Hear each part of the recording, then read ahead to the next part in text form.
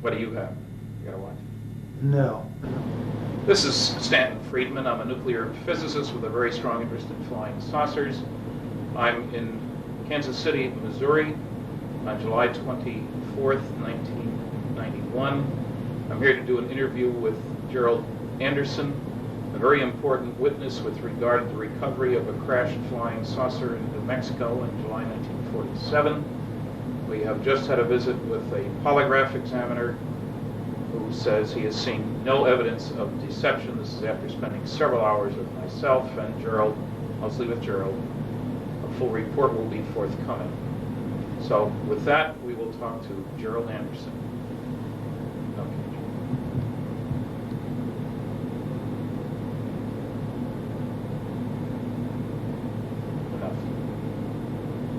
You state your name, please.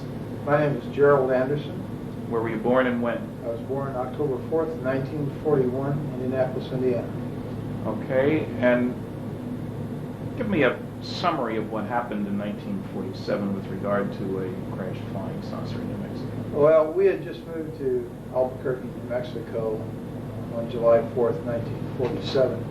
This was approximately the day before we went out on the plains of San Augustine with my Uncle Ted, my cousin Victor, my father, my brother Glenn, and myself. We drove down to the plains of San Augustine, which is west of Socorro, New Mexico, in the Magdalena Daddle area, and we were down there looking for banded and moss agate, which, according to my Uncle Ted and my cousin Victor, was prevalent in the area. My brother, being an amateur rock hound, and wanted to get some of this, and it was a way of showing us around the area. And they had relatives down in Magdalena that they wanted to introduce us to. And so we had gone down there, and we got down in the Horse Springs area and had driven off onto the plains down an old rutted road for a mile or so,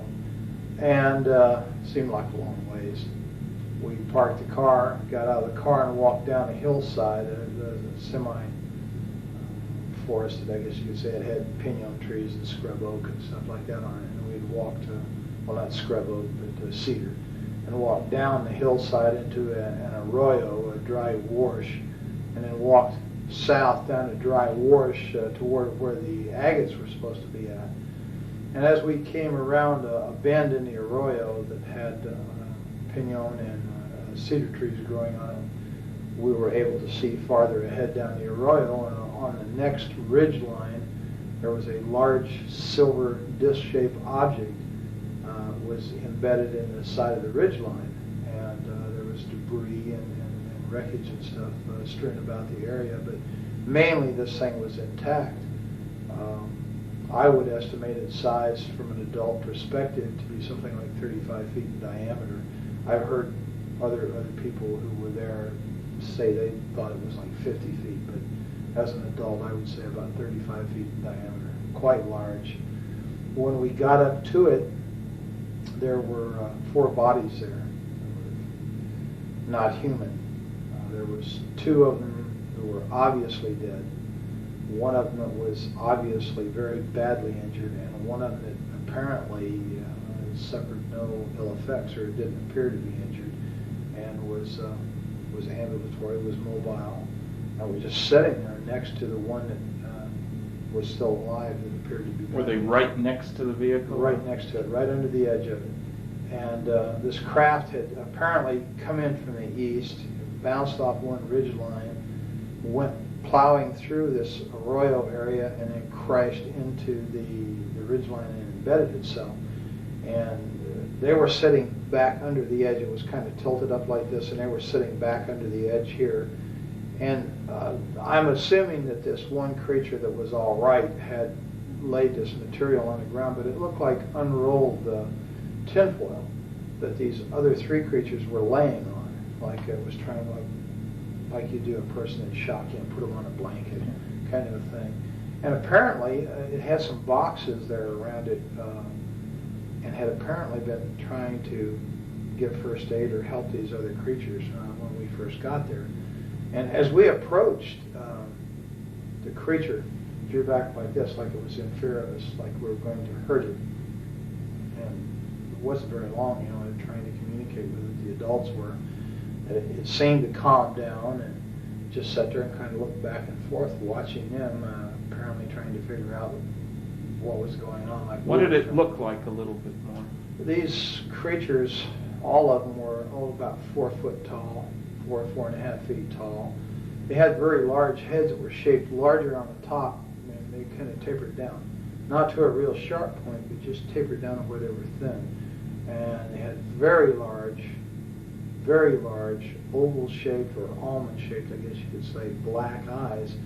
They were so shiny, they had almost a bluish tint to them when the light reflected off of them. Their skin coloration, I think the best way I could describe that is kind of a bluish tinted milky white. It looked like someone in shock. And the ones that were laying on the ground were really looked more that way, more blue, How about ears, nose, mouth? No, there was no visible ears on the creatures, except like if you was just to cover your ear like this, to where there was just a rise there and then a hole, without your earlobe and the rest of the ear there. How about nose? It was the nose was very small, almost imperceptible, and just like 2 holes straight in, and the lips were just a straight line. It was like a cut, and you couldn't see any visible lips like we have. It was just a slit, and What it hair never color? made a sound. Pardon? What hair color? There was no hair. They were Okay. completely bald. And no sounds? I never heard a sound of one, not out of any of the creatures, It- including the one that was. Did you see fingers? Yeah, they had fingers like this. They didn't have a little finger. They just had the thumb, had 3 extra digits, except the center digit was longer, and the other 2 were about the same size. They were very long and slender. It looked very delicate, and I've made the statement before, and I'll make it again. I think they would have made excellent violinists because of the structure of their hands. They were wearing one-piece suits. All of them were dressed exactly the same, and it was sort of a real shiny, silverish gray color. No zippers, buttons? No, I saw no zippers, no buttons. Insignia? No insignias. The only thing that was different, they all had this, but the only thing that was different from the silvery gray thing suit was that down like the seam on it, like it was a seam on the shoulder, and around the collar it was trimmed in what appeared to be maroon, like cording. Then the suits were continuous with their footgear. You could see right about this area down, it seemed to be less pliable than it was up here, like this was a stiffer area, like they were boots or shoes or something. But they were all dressed exactly the same. Okay, so you and your family are talking back and forth, wondering what was going on. What did your family say? I mean, did anybody say anything? Yeah, my brother, one of the first remarks I heard made was, that's a goddamn spaceship. There was bodies up there, and I was told not to go up there, which I did. And How old was your brother at the time? he was in his early 20s, I think 20, 21, something like that. He was a lot older than you were. Oh yes, considerably. When we got up there, I kind of meandered off to one side. This thing was cocked up, and I was standing here. The bodies were here, and everybody else was kind of down here, except my cousin Victor was over here playing and looking in this gaping hole on the side of this disc, and it's shaped just like a discus, except for a round dome was up on top, and there was this big gaping gash in here where you could see inside, and it looked like a double hall. How big length? The The gash. dome? Well, the gash. Well, it covered the greater majority from the center of the craft out. It was just like a gaping hole in there. And I'm thinking, it's like about 30 feet, 35 feet in diameter, so we're talking about 17 feet maybe. Oh, okay. And most of that one side was ripped open like that. And you could see inside, and you could see another double hall like in there, and there was these rows of components that was on there, and there was lights that flashed on and off. Some of them were steady, some were flashing. There was a lot of debris and stuff hanging out of the hole. There was evidence that there had apparently been fire. It looked like it had been burnt along the edge there. The gash. Now, this wasn't a gash that could have been caused by the thing coming into the ground. It wasn't at the leading edge of the vehicle. No, this was in the side, like, it almost appeared, it was elliptical. It almost appeared as if something the same shape as the disc we were looking at had hit that same, had hit the disc and left an imprint that pretty closely approximated the outside diameter of the disc itself. And it appeared to be caved inward. Okay. And kind of like, you'd hit it like this and just crumpled and caved in and ripped it open. Okay, so you're there, you take all this and everybody's mystified. What were the circumstances outside? Hot, cold? Very, very hot. Well, to me, being the first time in New Mexico and coming from back east, that dry heat was just like being inside of an oven.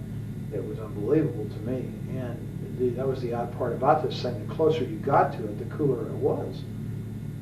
And standing under it in the shade there, next to these creatures' bodies, it was like refrigerated air conditioning.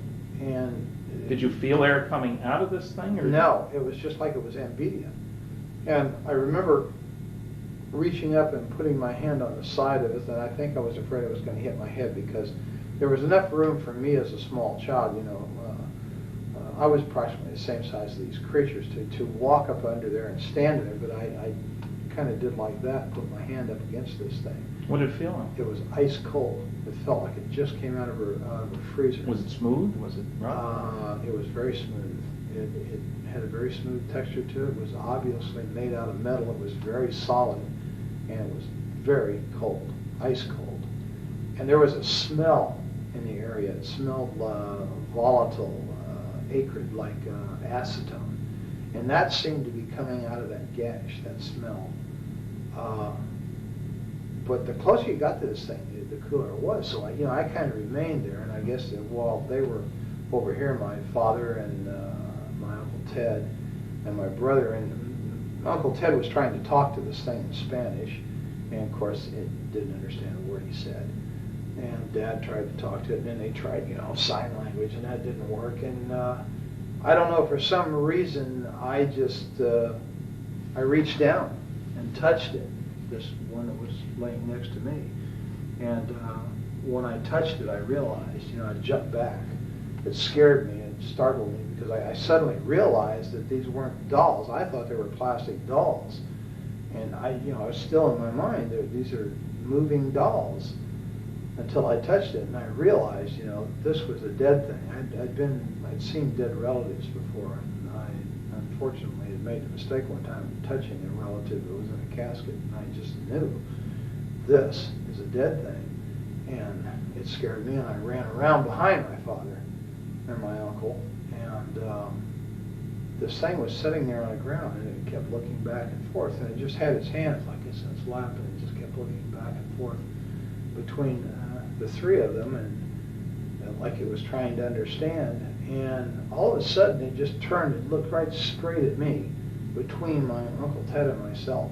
And this is when it was just like an explosion of things in my head, things I started feeling just terrible depression, loneliness, and fear, and just awful feelings that just suddenly burst into my mind. And I don't know if that meant that it was communicating with me and I was the only one there I could communicate with because I was a kid. I don't know. I turned and ran, and I ran across the arroyo and up on the area that it had bounced off of during the crash, and was just standing there looking down at this scene, and my family, and off in the distance I could see cattle grazing, I could see a windmill, and I could see dust trails out on the playa, out on the plains out there.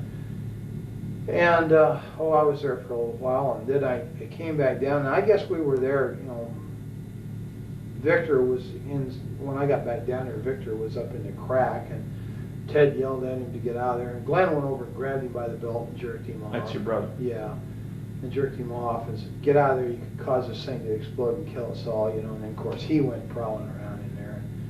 I was kind of standing off to one side looking. That's why I knew that I could look off these rocks that I was standing on right into this thing.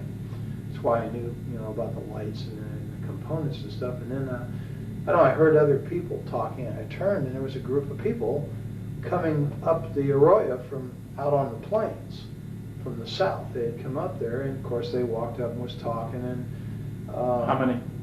There was an older man and 5 younger students. Boys, girls? There was 3 boys and 2 girls, and they were all, introducing, talking to my father and my uncle and my brother. And What did the older one look like? the Man. leader of this group, Yeah. the man, he was a very tall man, very big man. He was wearing a pith helmet when he first came up, one of those kind of explorer helmets. And he was bald, and I know that because he had taken it off, and he had done this, a couple times with a handkerchief and put it back on. He was a balding man, and he had a round face. He was very ruddy complected. He's a big man, and he apparently was a doctor because they kept calling him doctor. And as I understand it, it was an archaeological group that was out there on some kind of summer thing, and they talked, and he apparently was able to speak several foreign languages, and he tried to talk to this creature several times in different languages, again to no avail. How did he happen to be there? Had he seen the thing? Well, they claimed that they said they saw this thing come down the night before, flaming, and they thought it was a meteorite. And they had talked about, well, in the morning, we'll go over there and see this, where this meteor came down, because that's what they thought it was.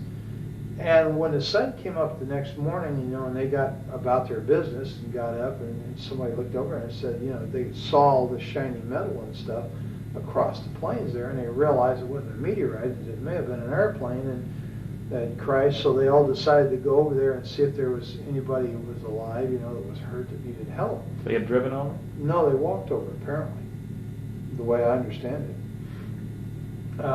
And it's quite a ways across that plain, so it had to take a very long time to do this. Or they may have had a vehicle, I don't know. That's an assumption, I think, on my part. They walked. Okay, so they're around with But their they family. came across the plains nonetheless. I'm not sure if they drove or not. I didn't hear any cars. And then somebody else showed up. Yeah, they were down there just, 15, maybe 20 minutes at tops, and they were picking up things, some of the students, and this Dr. Buskirk, that they called him, this one girl went up and said, "Look, doctor, wouldn't this make a beautiful ring?" And she was holding what looked like a red rod, or a red tube of some kind. It was kind of a silvery red. And he kind of snapped at her, and "Put that down, Agnes. You don't know what that is. I think it hurts you. Just don't pick this stuff up." And she kind of said, "Well, yeah, okay, doctor." And then he went back to what he was doing, and she walked away and put it in her pocket. And a lot of them were doing this, sort of picking up things and feeling things. I was picking up things and feeling things. There was all kinds of material, metal, and stuff laying around. Then we heard it. We all heard it. A sound of a motor coming like a truck. And I went back up the incline there to the ridge line, and I could see out there, and there was a truck coming up. It was an old pickup truck. It was sort of a beige color or a tan colored thing, and it had a whip antenna on it. And it stopped, and this guy got out, and he's wearing brown clothes, he's got boots on, and he's wearing a straw hat, just like the kind Harry Truman always wore. And he had wire-rimmed glasses. He was a big man, and he looked exactly like Harry Truman to me. And I'd seen in the movie Tone News that He was president then. yeah, I was well aware who Harry Truman was, so everybody was. He was kind of a hero, And this guy looked like him, except bigger. And I don't think he didn't look as old either. His hair was kind of light gray, and he walked over there, and they got to talking, with everybody, and he told them that he worked out on the plains out there, and that he made maps, and that he had seen the wreckage from out there on the plains, and he saw the people, and he thought it was a plane wreck, and just something was going on, and he came over there to see. And he hadn't been there but just a very, very few minutes when we heard all kinds of motors and engines straining and stuff. And here comes a military car with a big white star on the side of it, followed by a 6x, which is a military truck with a kind of a canvas wagon type canvas thing over it, and it's full of soldiers. They've got guns, and right behind that was what we call a 4x, which is like a medium-sized Jeep truck situation, and it had two big high whip antennas, all kinds of radio gear in the back, and a guy back there with earphones and stuff on, and he's, you know, working these radios, and they all pulled up and stopped. And which direction had they come from? They came from the north, from the Horse Springs area, right? So they could have south. come off the highway there. Oh yeah, I'm sure that's exactly how they got there. They come off the highway the same way we did. Well, in the meantime, when it stopped, this black soldier, the sergeant, and the reason I know he was a sergeant, my brother told me he was, and he got out of this car, and then a guy got out on the other side, and Glenn said he was a captain. He told me later he was a captain, and this guy had orange-red hair, and all the soldiers then came running over there, pointing guns at people, and telling them, get away, get away, get away, you know. And when this creature saw these people, the military, he went nuts. He went into an absolute panic, worse than what he did when he saw us. Did he move around, or just his eyes? Or? He just Oh, went okay. crazy, and it was like he was looking Fearful. like he was looking for a place to run and hide. But he never got up. Never got up. He never left the one injured one next to him. And this red-headed officer, this guy was a real butthole. He made all the threats. He threatened to have people shot if they didn't move To away. everybody? Oh yeah, get away, get away. You know, we'll shoot. Get away from there. This is a military secret. You know, just screaming and hollering. And he told my uncle and my father that if they didn't want to spend the rest of their life in prison, they would never say anything about what they saw there. If they ever wanted to see us kids again, they'd take the kids away, and they'd never see the kids, you know, meaning me and Victor, that we'd better keep our mouths shut. If we did not, this is what was going to happen. They were threatening people and pushing people. And The students as well? And Dr. oh yeah, Busker? they were hustling everybody. And one of the soldiers pushed my uncle. He had a rifle, I guess, and he shoved him back like that. Well, that was something you don't do to my Uncle Ted. Ted had a violent temper, and he grabbed the rifle and reached over top and smacked this guy and dropped him right there. And Ted had dropped, the fight had dropped with a hat. This guy's a cowboy. He'll hit you in a minute. And of course, when he did that, there was bolts opened, and I guess cocking, you know, they were cocking their rifles. They were pointing guns at people, and everybody, Busker and Glenn and Dad, grabbed him, you know, pulled him back and got him away. Don't, man, they're going to shoot. Don't do that, you know, trying to stop this. And I think we came very close to having someone shot. Then they really started threatening, you know, and they interviewed. Well, did the redhead do all the talking pretty much too? Pretty much, except once in a while the sergeant would chime in and make statements like that to other people in response to the redhead. But mainly it was the redheaded. Was there a name tag? Yes, there was, and his name was Armstrong. And I'm not sure if I know that from having read it or know that from remembering it, now being able to read it in my memory, or if someone said that to me. But his name was Armstrong, was right here on his uniform. Now, they chased you guys away pretty quick. Yeah, they did. And they herded us up like cattle, and they moved us up the Arroyo back in the direction we'd come from, over the protest of this Dr. Busker, who said, no, we've got to go the other way. We came from, I don't care where you came from, get your ass up the Arroyo. And they ran us up the Arroyo. And So you get to your car then? right, now they take us up the Arroyo, and just below the hill that we came down, they broke us off and moved us up the hill. Now this whole time, no one has ever frisked us down. No one has ever checked our pockets to see if we picked up any of this material. And this girl, Agnes, still has that stuff in her pocket, and some of the other students had stuff. To my knowledge, up to that point, they had not been searched. Whether they did so afterward, I don't know. They never searched us, ever.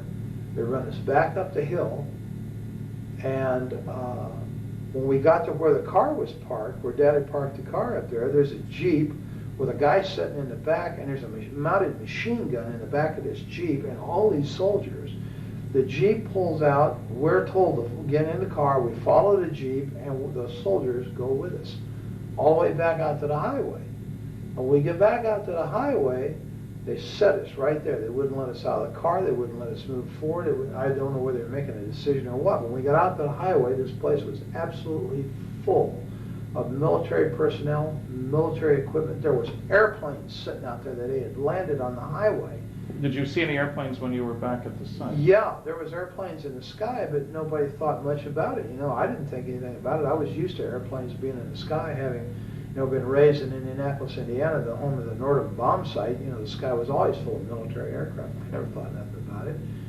And when we get back onto the highway, there's observation aircraft, high-winged aircraft, and there's one, what I know now to be a C-47 sitting there, and how we didn't hear that land's beyond me. And how he landed, well, of course, I guess you could land if you're a good pilot out there, because there's no telephone poles or anything. And they had tore the fence down on the north side of that highway, and all this equipment was setting back up there, and that plane was up there, and they were taking stuff out of the plane. There was military ambulances, and there was trucks with wreckers, cranes on them, and there was tankers, like maybe had fuel or water in them. There was just, everywhere you looked, there was military. And a major recovery operation. Yeah, it looked like an invasion force. It really did. And they were all wearing these light khaki uniforms. They didn't look like, olive drabs. They were light khaki, and they all had the same patch over there, that kind of blue funny patch with the circles on it was on their shoulder. And Did you have any clue as to where they came from? Did your brother or your uncle? No, I don't know where they came from. I don't think anybody ever ascertained that. There were a lot of them had MP patches, and some of them were wearing nightsticks off of these webbed utility belts. They had nightsticks, and they had 45s and holsters, the automatics in a full holster. And these were the people who were given most of the orders. They had the road barricaded off out there, and we sat there for a very long time, and we were getting thirsty and everything, and we asked, if we could go back to Horse Springs and get some water. Oh, no, you can't go through there. And right after that, they said, no, you just turn around and you head out of here now, and you go to Socorro, and this is a redhead again, you keep your mouth shut, just keep going, and don't look back. Well, so we drove away, Dad and I said, hell with it, we'll go to Magdalena, we'll get water in Magdalena, because that's where John Trujillo lived, their relative of Ted. And so as we drove away, I was looking out the back window, and I could see Dr. Buskirk and these kids, and that guy that got out of the pickup was standing there, and this Dr. Buskirk was doing just like this in this red-headed officer's face, and he kept pointing back behind him. And I guess that meant, we got to go back that way, and he was fed up with this guy or something. He was shaking his finger in his face while they were yelling at each other. And that's pretty much the last I saw of the whole situation. I don't know what happened after that, because we just kept going. Did you get home before dark? Oh, yeah, it was before dark. Of course, it was in the summertime, so it didn't get dark until way late. And we stopped in Magdalena very briefly, and then just kept going. And the adults were really funny. They were really scared. And I had very rarely, well, of course I didn't know him that well, but over the years I knew that Ted was not much of a disciplinarian. He really didn't discipline the kids that much. But he really knocked the fire out of old Victor. Victor wanted to talk about what we just saw. And Ted kept telling him, shut up, don't talk about it. Nobody's talking about this. Finally, he just turned around and knocked the living hell out of Victor for shooting his mouth off. Did Ted work at Sandia then? Yes, he did. He did something out there in the technical area. I don't know. Had a clearance? Yes. And later, your dad worked out at Sandia. Yes, he did. Security. And he worked there for years. Until he retired. Until he retired. And Dad had some very high clearances. Okay. When we got home, Mom was over at Uncle Ted's house, and Mom perceived instantly that something was wrong. I said, "What's wrong, Glenn?" He's like, and then they decided to tell him. Well, when he did, then of course Isabel, oh my God, you saw demons, you saw the devil, because Isabel was Ted's wife? Ted's wife, is a devoutly religious Catholic person who thinks anything that isn't a vision of, say, the Virgin Mary or of Jesus is quote unquote demons, and that's what we saw. And of course Ted, oh God, he just put her off. And we really never talked about it much in the family because of the reaction it got. And my dad was really afraid, and so was Ted. And Glenn especially, because Glenn made the statement about when he first saw the military. He told my father, he said, and Ted and everybody there, don't let them some bitches know I'm a Marine. Don't let them know. And of course nobody did, and he was in civilian clothes, so he had a pair of blue jeans on, and he was in civilian clothes, so he didn't look like military, or I'm sure his ass had been in real trouble. And they never checked. They just assumed, I guess, that we were. Did they ask your names? Oh yeah, they took our names. They got all that from my dad, and my brother just very cursory would, just hardly talk to him at all. He let Dad and Ted do most of the talking, which was pretty smart, I think, under the circumstances. And of course, they never really asked me any questions at all. You were just a kid. Yeah, I was just a kid. And well, you first went public with this. Now, let's first square away. All the other four that you were with are dead. Yes. It's been some time. Yeah, my brother died of a heart attack in Mexico City. My dad died of a heart attack in '78. And Ted and Victor were killed in an automobile accident in the mid-'60s, and I assume it was '65. Right, now, there's a strange diary that's turned up. How did that happen? Well, when I went to my father's funeral in 1978, a lot of Dad's personal belongings were given to us boys. You didn't live in the area at the time. Oh, no. You'd gone off to the military. I've been in the military, and subsequently, on return from the military, moved to Colorado immediately. And your dad had remarried a couple of times. Oh, yeah. This was, so Dad was on his third wife. And his personal belongings and stuff, were kind of given to my two brothers and myself. And my cousin Valley Jean was there at the funeral. That's Ted's daughter. Yes.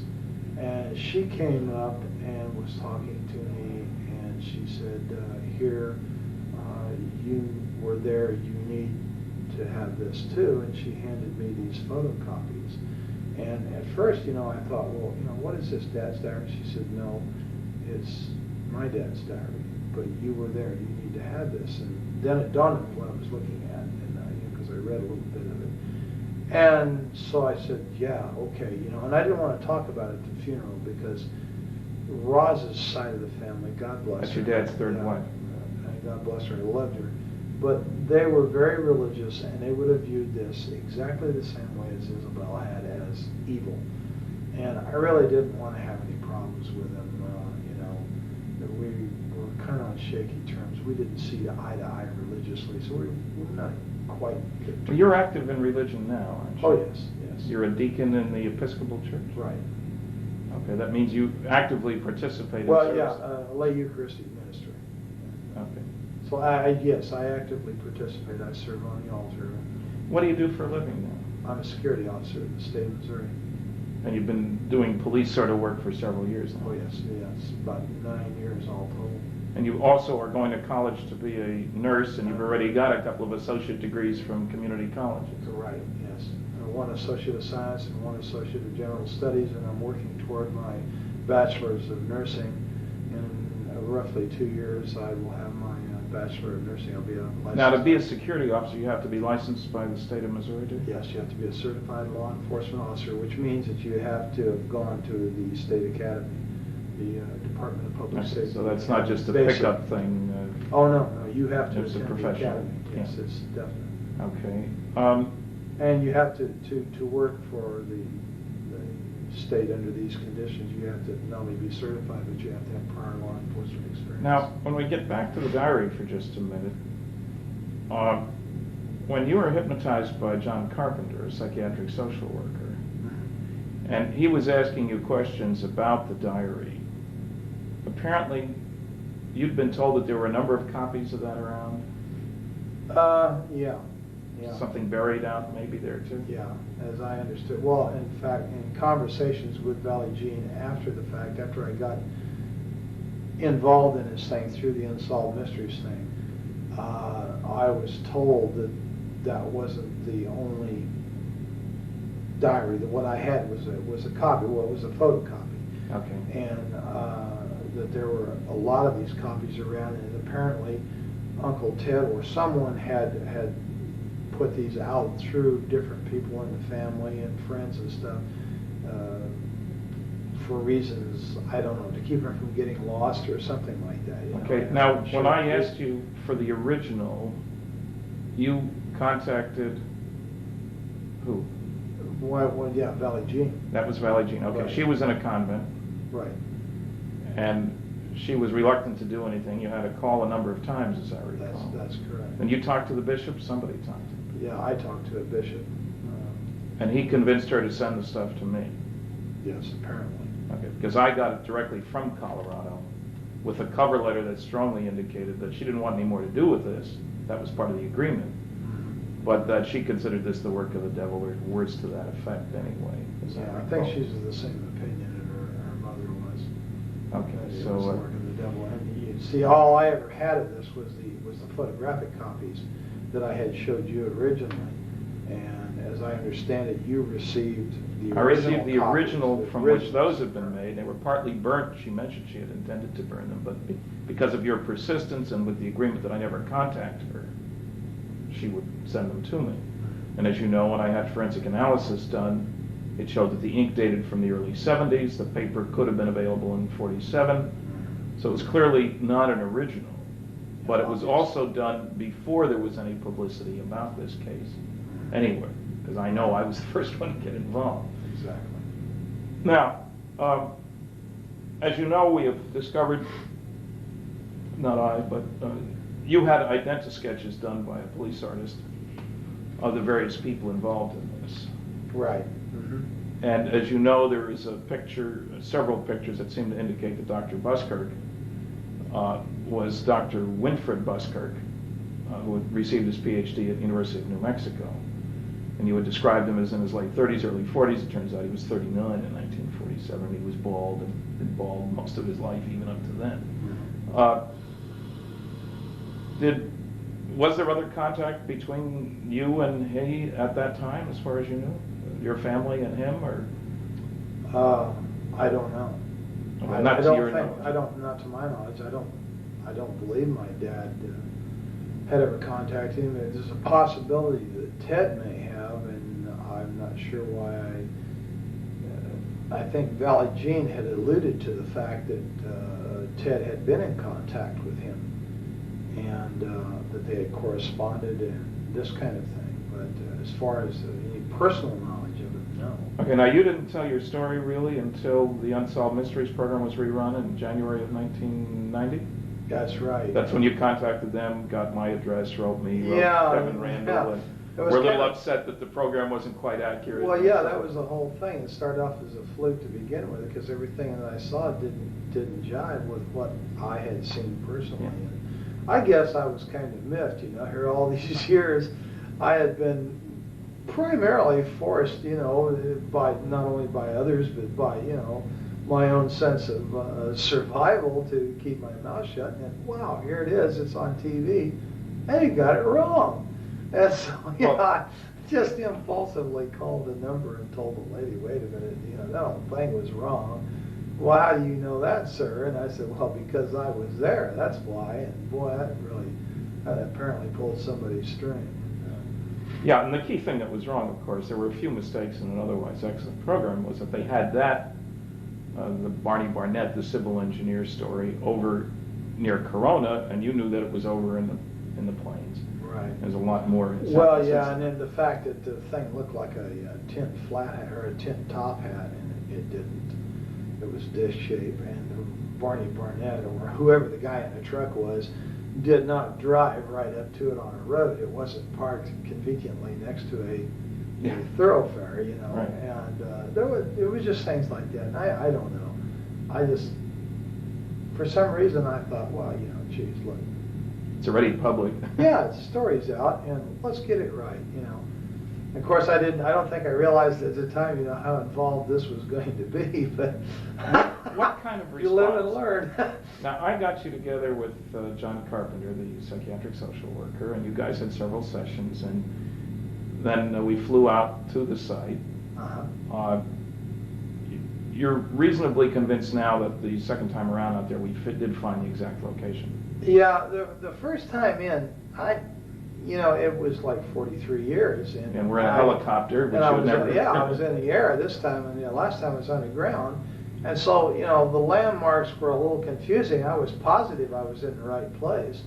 But until we actually got on the ground, John and I, and retraced the route in there that we had come in the car, I wasn't absolutely sure. There was two ridge lines there, and I wasn't really sure of which one it was. And I had the feeling that the first one that I had pointed out was the correct one, but once I went in on the ground on foot with John, I knew instantly that it wasn't that one, it was the other one, and I'm absolutely positive that that's where I was at. There's no question in my mind. And you will recall that you described the woman who sold you the pop on the way in? Right.